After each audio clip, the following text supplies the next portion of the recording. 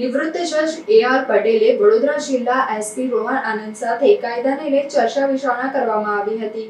Ahmedabad serial blast કેસમાં આપેલા સીમાચિહ્નરૂપ કાયદા બાદ જજ એ.આર. પટેલે રાજ્ય સરકારે Z+ સુરક્ષા આપવાનો નિર્ણય લીધો હતો. અમદાવાદ સિરિયલ બ્લાસ્ટના કેસમાં દોષિતો સામે ઐતિહાસિક ચુકાદો આપનાર નિવૃત્ત જજ એ.આર. પટેલે વડોદરા જિલ્લા એસપી રોહન આનંદ સાથે કાયદાને લઈ ચર્ચા વિચારણા કરવામાં આવી અને આવનાર સમયમાં કાયદા વ્યવસ્થાને લઈને ચર્ચા વિચારણા કરવામાં આવી હતી. Director of prosecution A R. Patel સાહેબ તેમની કચેરી આવ્યા હતા અને એ.આર. પટેલ સાહેબ વિગતવાર ચર્ચા થઈ.